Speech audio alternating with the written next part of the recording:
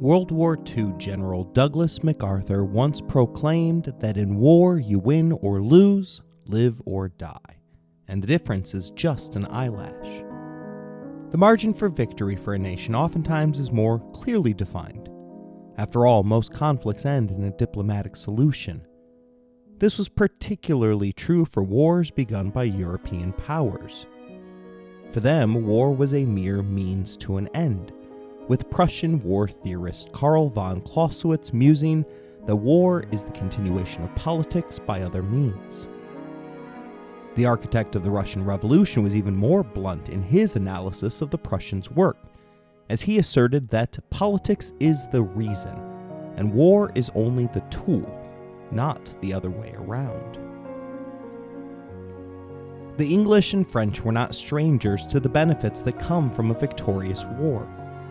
The two powers, separated only by the English Channel, fought half a dozen wars between 1689 and 1815, devoting the better part of 60 out of a 126-year period to killing each other.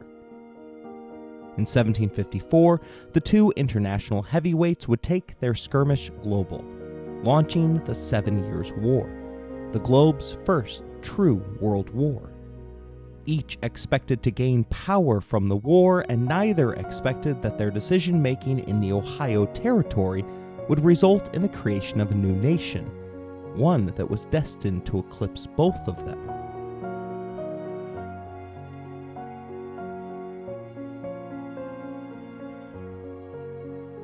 You're listening to A Push Through History, a resource designed for students completing the course of AP US History. This episode covers the first half of Period 3, 1754 to 1800, the unintended consequences of war.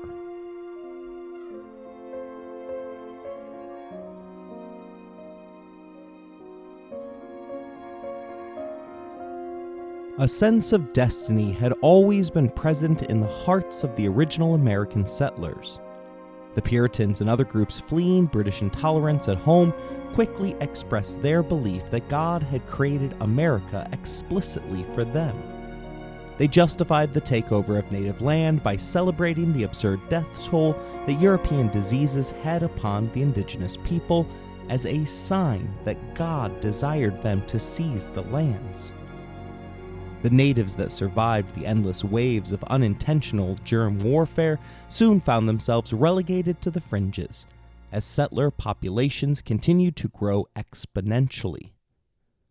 Finally, realizing that God had no intention of wiping the indigenous peoples entirely off the face of the continent, they began to justify their gradual takeover by mixing early capitalist dogma with Christian universalism, convincing themselves that the natives had lost their divine right to the land because they hadn't yet exploited it for profit.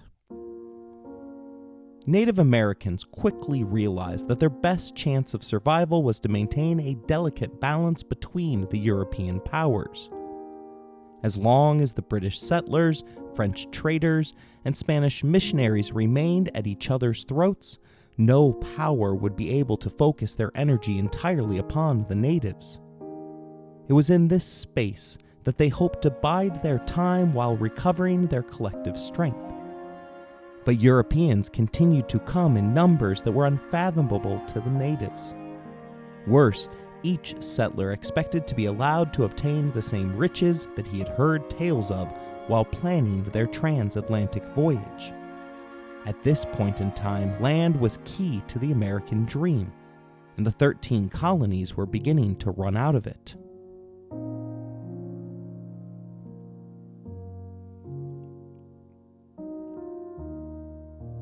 Canada's climate had prevented the French from farming their way to profit in the New World. Their vast land holdings in the frozen north, as well as along the Mississippi and Ohio rivers, had proven to be far less profitable than their Caribbean sugar islands. Seeking to expand, however, British settlers soon made their way into the fertile Ohio Valley, an area that would eventually lay claim to being America's breadbasket. France had sparsely populated the area, leaving it as the vulnerable, soft underbelly of its American empire. The incursion was initially benign, as British settlers began to trade with the local natives. Soon, however, the French found themselves frozen out, as the British offered a wider variety of better quality goods at lower prices. With their foot now squarely in the door, the British colonists barged all of the way in 1748, with the Ohio Company of Virginia, a joint stock company made up of prominent colonial planters and London merchants, receiving a 200,000-acre grant from the Crown in order to establish a new English settlement on the shores of the upper Ohio River. Among the investors were two half-brothers of George Washington, a 22-year-old colonel, part-time surveyor, and land developer. Born into a moderately wealthy Virginia planter family, he had decided to ignore college and joined the militia at the age of 20. A close relationship with Virginia's lieutenant governor saw him appointed far above his experience level. That lack of experience would result in his involvement in launching the 7 Years' War. Small-scale European conflicts had happened in America before. King William's War 50 years earlier had led to some deaths in northern New England, while the 12-year Queen Anne's War saw skirmishes on the southern colony's borders with Spanish Florida. Closer to our time period, however, was the 1744 King George's War, which saw New Englanders momentarily seize Cape Breton Island. Historian Alan Brinkley writes that in the aftermath of King George's War, relations among the English, French, and Iroquois in North America quickly deteriorated. The Iroquois, in what in retrospect appears a major blunder, began to grant trading concessions in the interior to English merchants. In the context of the already tense Anglo-French relationship in America, the decision to side with the British set in motion a chain of events disastrous for the Iroquois Confederacy. The French feared that the English were using the concession as a first step towards expansion into French lands, which to some extent they were. They began in 1749 to construct new fortresses in the Ohio Valley. The English interpreted the French activity as a threat to their western settlements. They protested and began making military preparations and building fortresses of their own. The balance of power that the Iroquois had striven to maintain for so long rapidly disintegrated. It was into this delicate situation that the inexperienced George Washington marched up to a French commander to deliver an eviction notice.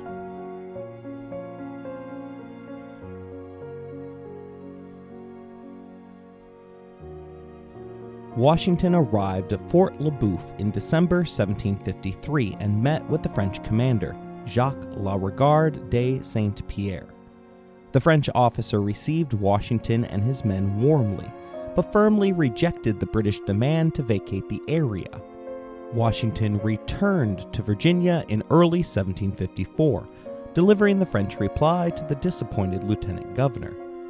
Despite the fact that their claims were no better than their European adversaries, the French refusal to withdraw was interpreted by the British as a hostile act, and plans were made to reinforce British claims in the region. Upon his return to the disputed territory, Washington learned that the French had proceeded to build several new forts at the forks of the Ohio River. Riverways were critical at this point in history, as they served as conduits for trade goods. By way of letter, the lieutenant governor altered Washington's orders to send him in support of Captain William Trent, who was constructing a British fort nearby. However, while en route, Washington received word that Trent's small force had surrendered to the French without resistance. At this point, the young and inexperienced George Washington found himself in a precarious situation. In addition to Trent's men-at-arms, the governor of Pennsylvania had been expected to provide support for the mission, yet had failed to deliver the promised reinforcements. This left Washington and his men isolated and incredibly vulnerable. Despite these setbacks, Washington decided to press on, believing that a show of force might still deter further French expansion. In May of 1754, Washington, accompanied by a small contingent of Virginia militia and several native allies, including the Seneca leader Tenagrisan, came upon a French reconnaissance party led by Ensign Joseph de Jumonville. Believing that the French were planning an ambush, Washington decided to strike first. He launched a surprise attack on the French camp at Jumonville Glen, resulting in a brief but bloody skirmish in which Jumonville and several of his men were killed.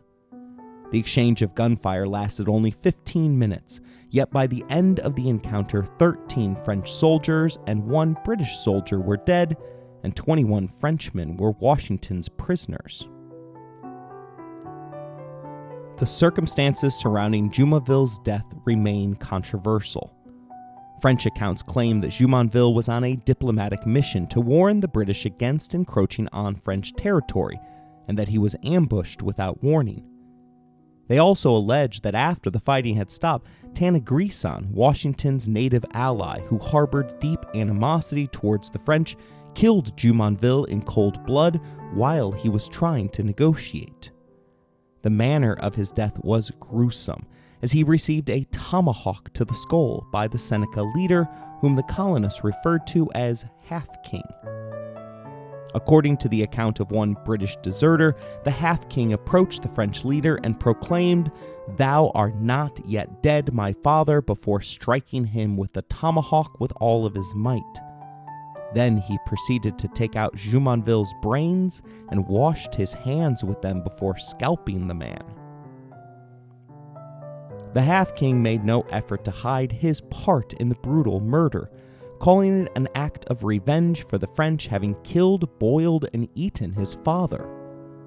Washington's versions of the event suggest that the French were spying on his forces, hiding out in woods rather than approaching by land, and that the attack was a preemptive defensive measure. So who should we believe?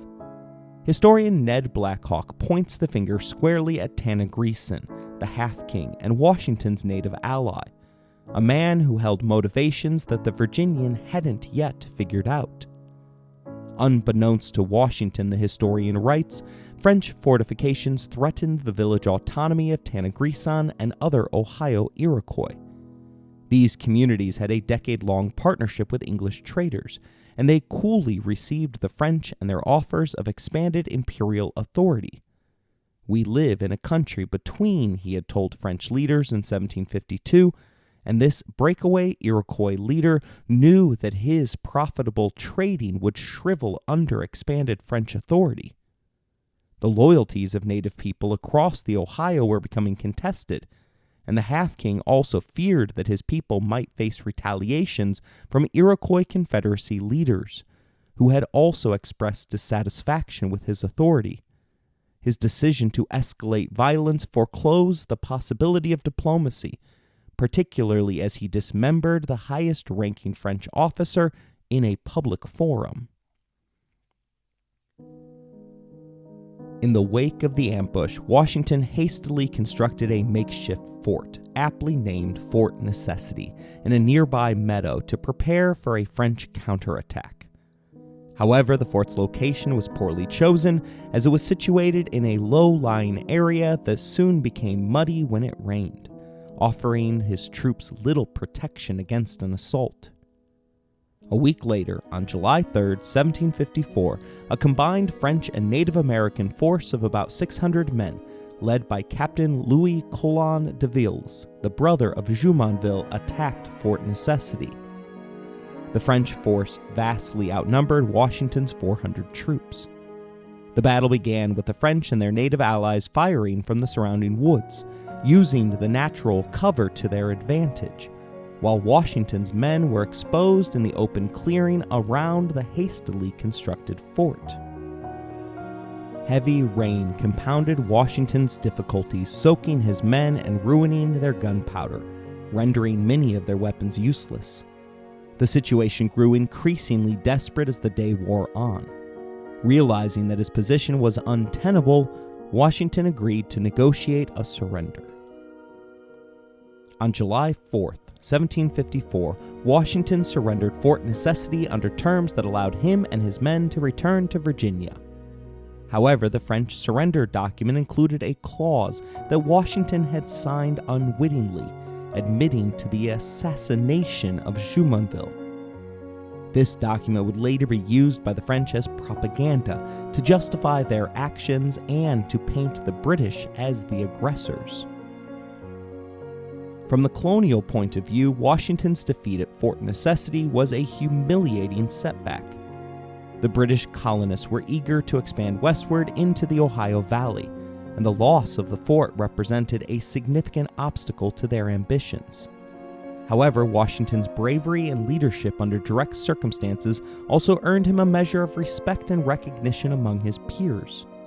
Despite the defeat, he returned to Virginia as a hero, his reputation as a capable leader beginning to grow. The Native American perspective on the conflict was complex. Many indigenous groups in the Ohio Valley, including the Iroquois and various Algonquin-speaking tribes, were caught in the middle of the Anglo-French rivalry. They were wary of both European powers, but often sided with the French, who they viewed as less of a threat to their lands than the rapidly expanding British colonies.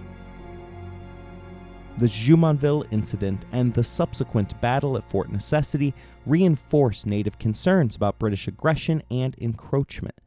The incident also revealed the limitations of British military support and the potential unreliability of British alliances, which led some tribes to reassess their positions and loyalties. However, overall, the Native Americans understood that if either European power were to exist without the other, that it would spell trouble for them. As long as the European powers were fighting amongst themselves, the natives had a chance. Europe unified meant their extinction. For this reason, native alliances tended to be fluid and often driven by immediate concerns rather than long-standing loyalties. The French saw the conflict at Jumonville Glen and the siege of Fort Necessity as provocations by the British. From their perspective, Washington's actions were a clear violation of their territorial claims and justified their military response. The French viewed Washington's ambush as an act of treachery, further inflaming tensions between the two empires. The surrender of Fort Necessity, especially with Washington's unintended admission to Jumonville's assassination, provided the French with a propaganda victory. They used the incident to rally support for their cause, both in Europe and among their Native American allies. In Britain, the defeat at Fort Necessity was initially seen as a minor setback in a far-off land. However, as tensions escalated and reports of French fortifications and alliances with native tribes spread, British officials began to see the need for a more coordinated military response. The incident highlighted the inadequacy of the colonial militias and the need for a professional army to protect British interests in North America. This realization would soon lead to the appointment of General Edward Braddock and the arrival of British regular troops in the colonies.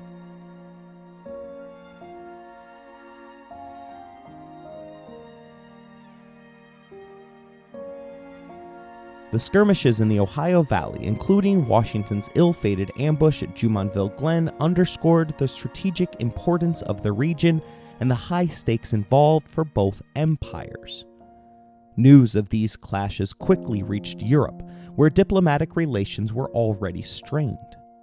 By 1756, these tensions would erupt into a full-scale conflict known as the 7 Years' War, a global struggle for imperial dominance that spread across continents, embroiling Europe, Asia, Africa, and the Americas.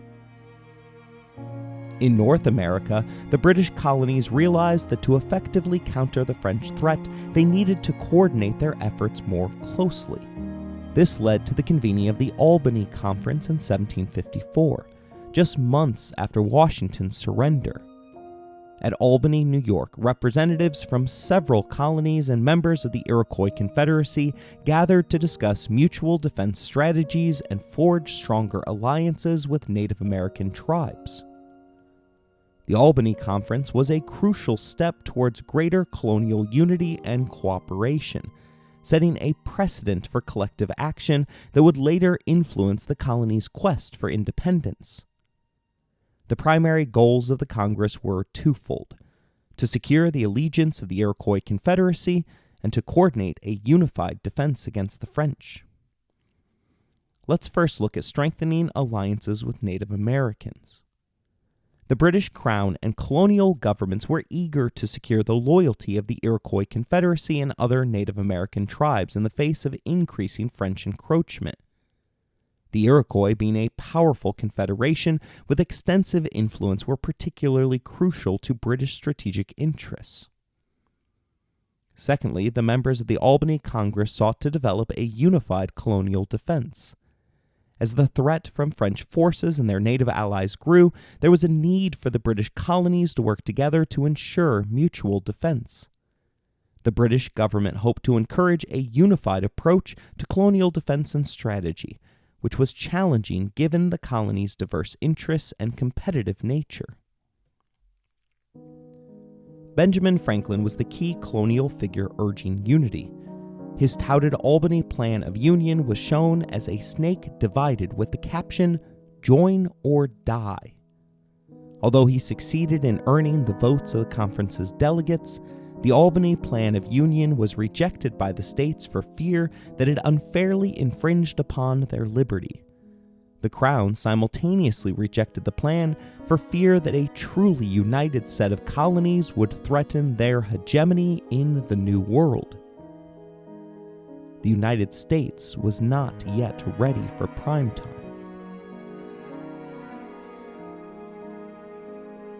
The French and Indian War, a bit of a misnomer considering that Native Americans fought valiantly on both sides of the conflict, went back and forth over the next 9 years.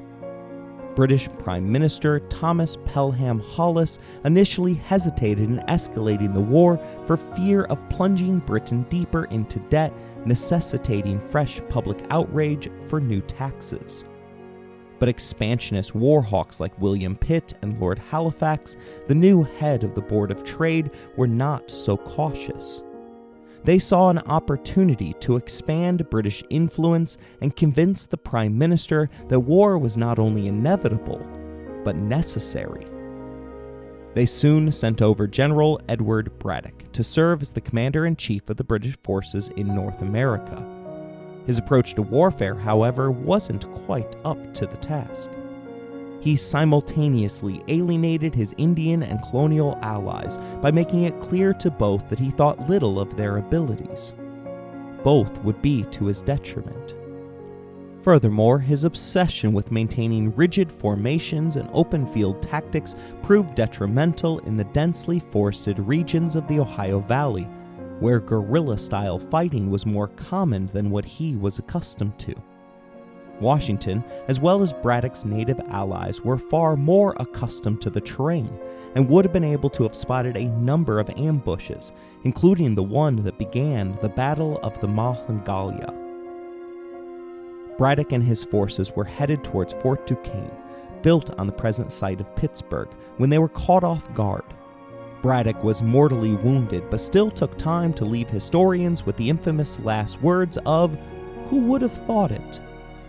The British soldiers beneath him had become so accustomed to following Braddock's lead that they froze, resulting in Washington filling the vacuum of leadership, heroically organizing a retreat which saved a mere portion of the force from total annihilation.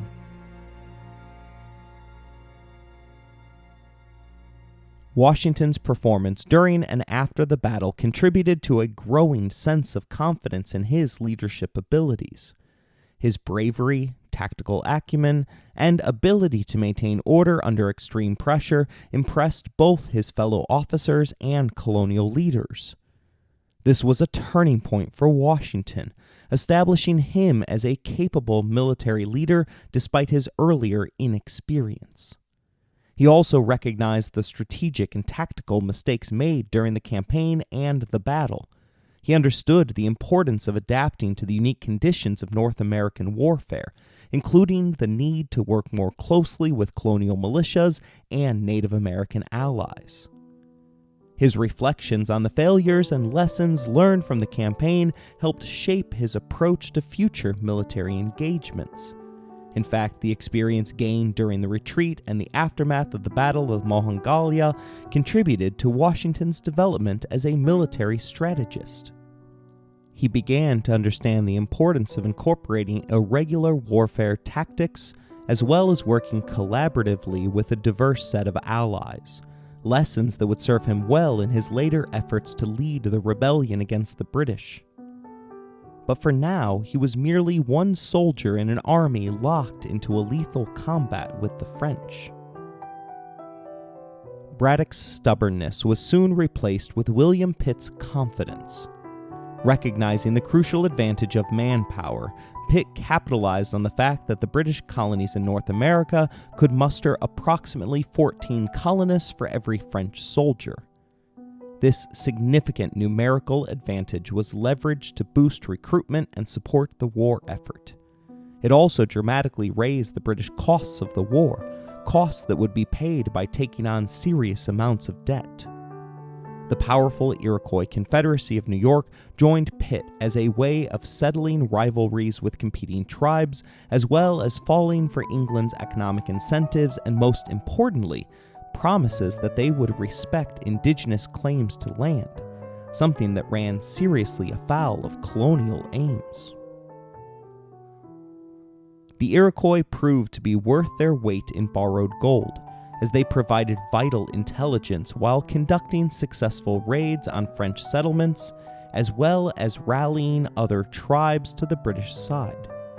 Their knowledge of the terrain and fighting ability were instrumental to the capture of the strategic Fort Niagara, a significant turning point in the war.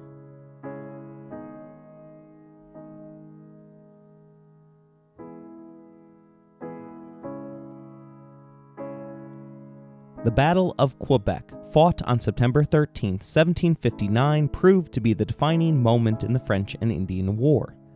Victory here ensured that the British were well positioned to make bold claims in the 1763 Treaty of Paris, which saw French control of Canada transferred to the British.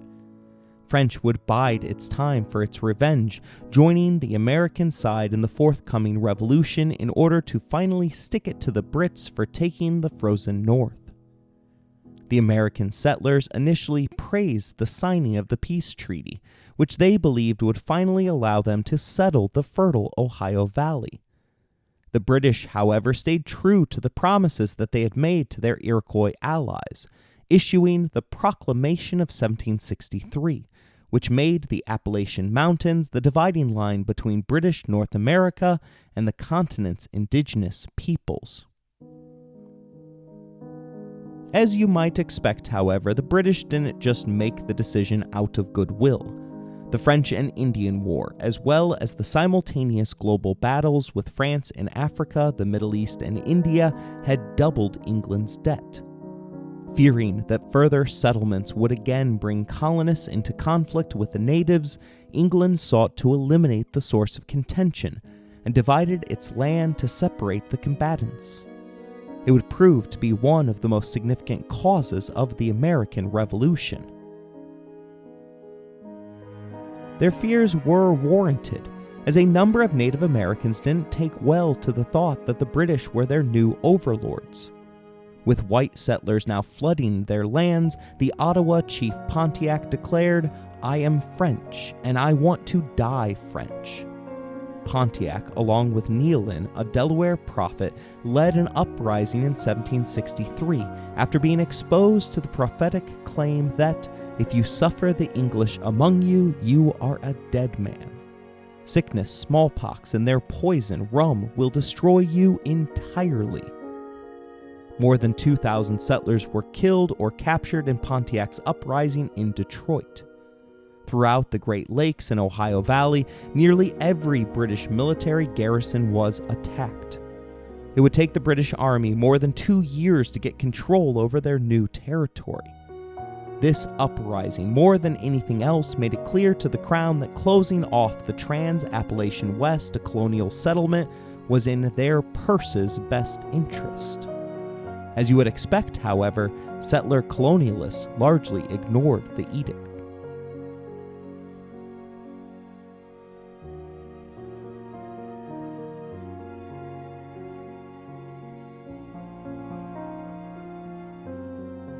Despite having allied with a number of native tribes, nativism carried the day within the colonies as a number of small quasi-wars broke out, including an incident involving the Paxton Boys, a group of Scots-Irish frontiersmen who were put on trial for the massacre of 20 Conestoga Indians, an assimilated community that had peacefully lived alongside the colonists of Pennsylvania for generations. Just the act of bringing such charges was controversial, as Benjamin Franklin had to personally intervene to head off a group of 250 Scots-Irishmen angrily marching on Philadelphia. The murderers had little to fear, however, as a lack of willing witnesses doomed the prosecution. This trial showed off a theme of this interwar time period, as anger was steadily increasing in the colonies. While it was first directed at the natives, it would soon be targeted against the British by a leading group of influential colonists. The anger stemmed initially from a feeling of helplessness, with preacher Ezra Stiles expressing it best by asking, "What shall an injured and oppressed people do when faced with oppression and tyranny?" Groups of land-owning vigilantes began to pop up along the frontier, calling themselves regulators. They demanded that the Eastern-controlled governments provide Western districts with more courts, fairer taxation, and greater representation. When the calls turned violent, as they did in North Carolina in 1766, the colonial governors used British troops to help put down the rebellion, resulting in 30 dead in the fighting as well as the later execution of the group's 7 leaders. The calls for westward expansion and representation will only grow over the course of the next decade. The textbook America's History sums up the beginning of the American Revolution by saying that the outcome of the Great War for Empire left Great Britain the undisputed master of Eastern North America, but that success pointed the way to catastrophe. Convinced of the need to reform the empire and tighten its administration, British policymakers imposed a series of new administrative measures on the colonies. Accustomed as they were to governing their own affairs, an unofficial policy known as salutary neglect, colonists could not accept these changes. Yet the bonds of loyalty were strong, and the unraveling of British authority was tortuous and complex. Only gradually, as militancy slowly mounted on both sides, were the ties of empire broken and independence declared. There was no shock moment that opened up the ideas of the colonists to liberty. Instead, the road to revolution was gradual and paved with reasonable expectations on both sides. Let me qualify that last thought for a moment. The British expected their sacrifices during the French and Indian War to be repaid by the colonists that they had been protecting. Their national debt had skyrocketed from £75 million to the staggering figure of 133, which was 60% of their budget. Devoid of the financial trickery that modern-day banks had, that debt had to be accounted for, and quickly. There were 2 ways to solve the problem: either cut spending or raise taxes, both of which are unpalatable to most citizens. Although the war with the French had been global in scope, the British islands had remained untouched, and thus the Isles' citizens didn't see either option as reasonable. Why should they do with less when the war had been fought for the benefit of others? During the 18th century, taxes had begun to shift from land to consumables. These product taxes were therefore far more regressive, affecting the poor far more than the wealthy elites. In order to boost its collection, England doubled the size of the tax bureaucracy. Seeking to avoid the collectors, colonists turned to smuggling goods, a career that ran the risk of the death penalty or being forced to serve in America as an indentured servant, a fate that befell more than 50,000 English criminals.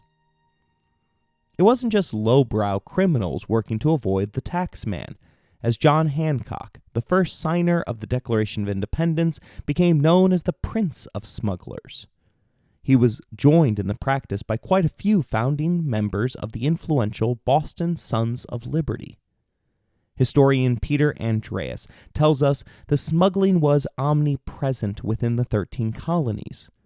In fact, black market commerce and West Indian molasses needed to distill rum was integral to the transatlantic triangular trade, involving African slaves as well as a means for the colonies to balance their current account deficit with the British Empire.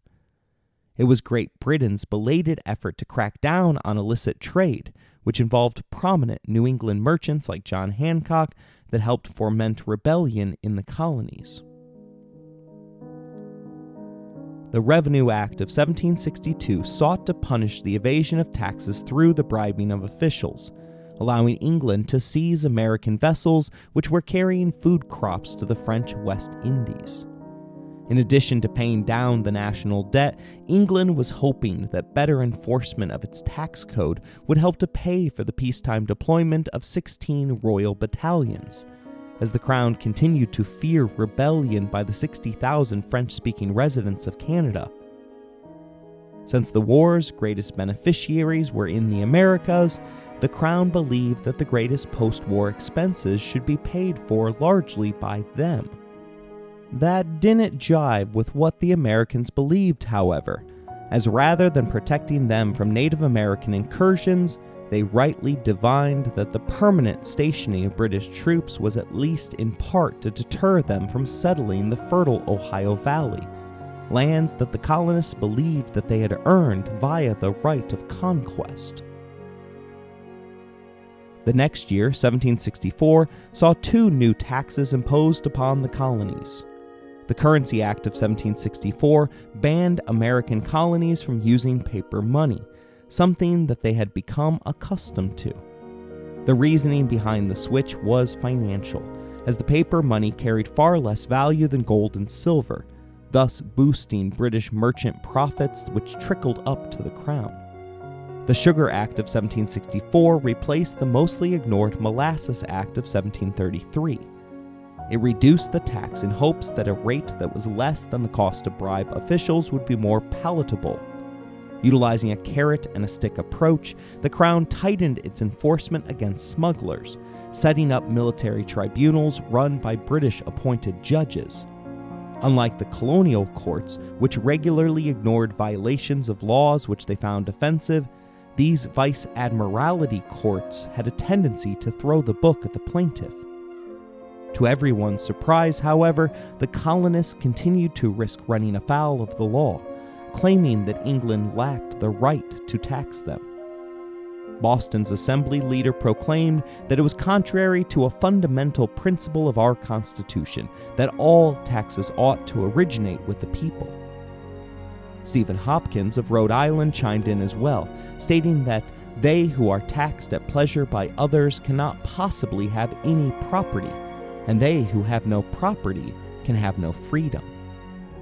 John Adams was even bold enough to argue that trial within vice-admiralty courts diminished equality by degrading every American below the rank of an Englishman. The core ideas of the American Revolution were thus born in 1764, as Americans began to distinguish themselves from other British citizens.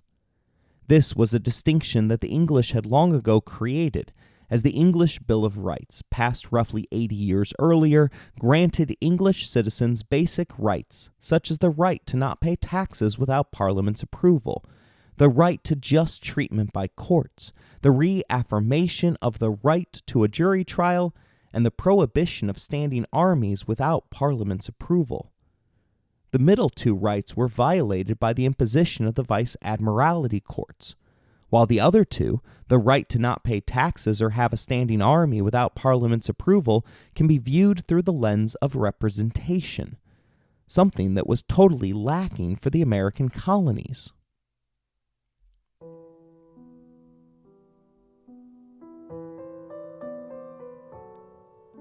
Most of the 13 colonies had a system of local representation, but these assemblies remained subject to an irreversible veto by the colony's crown-appointed governors.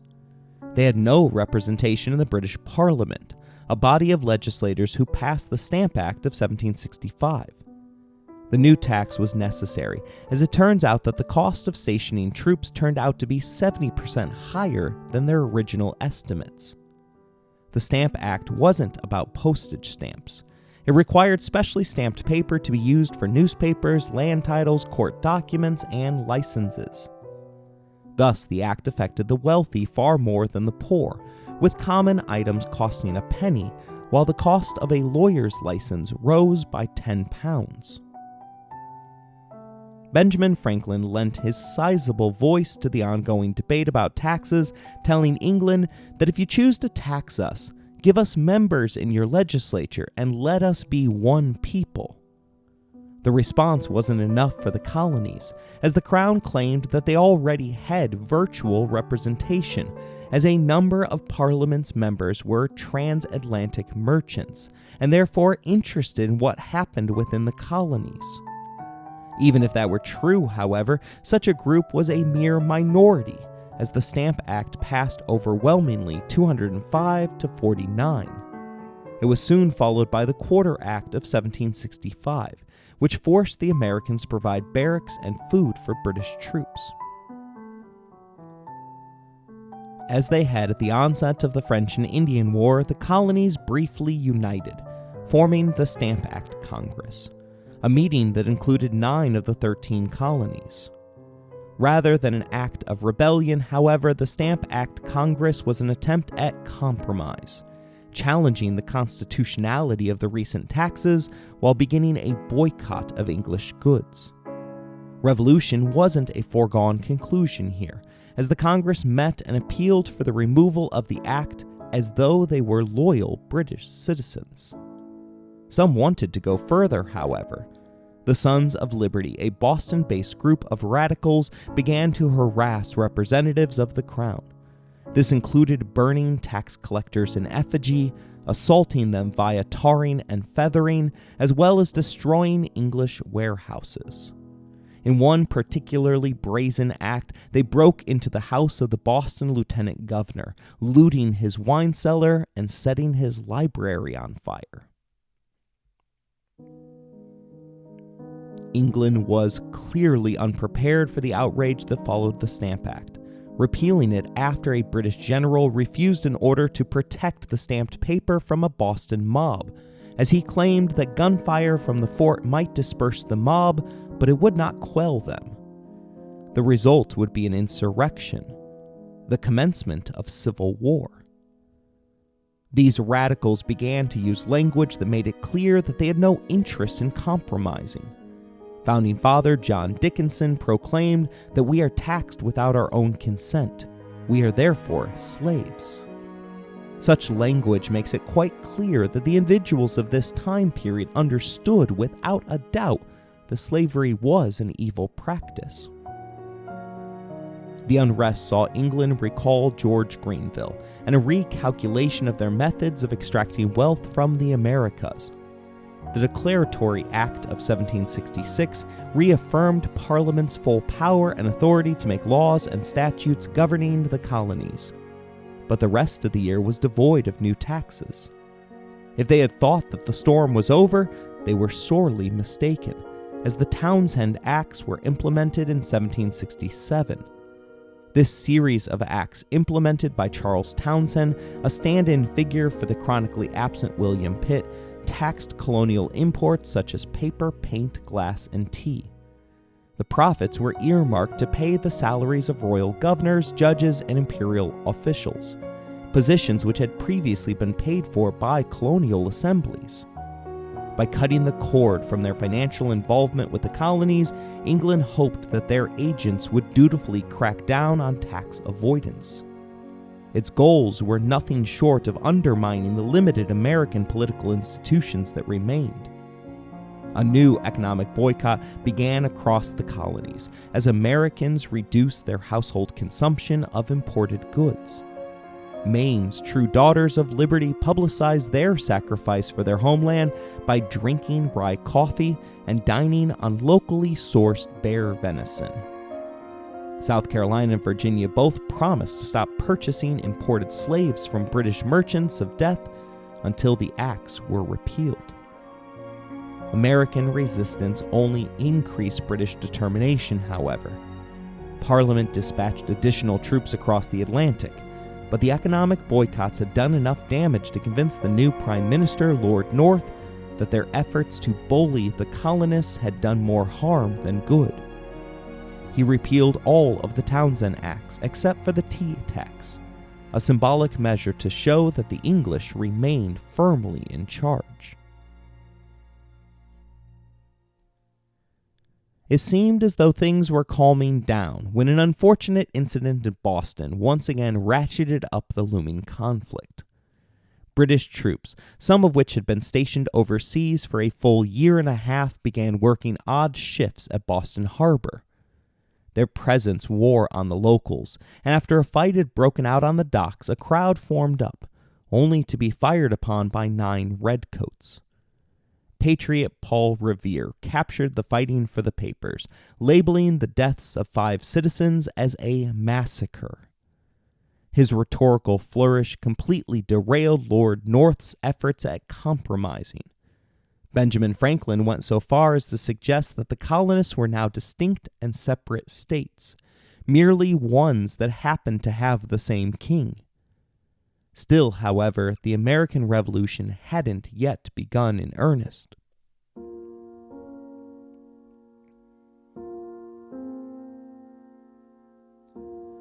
Three years after the Boston Massacre came the dreaded tea tax of 1773. Rather than seeking to charge the colonists for their own protection, this misguided act was purely designed to grant financial relief to the East India Company, a joint stock company which had sizable investors throughout the English government. Deemed too big to fail, the British Parliament sought to save the company by granting it a monopoly over tea imports to the Americas. The Sons of Liberty, however, blockaded ships from delivering the Indian tea to the ports of New York, Philadelphia, and Charleston.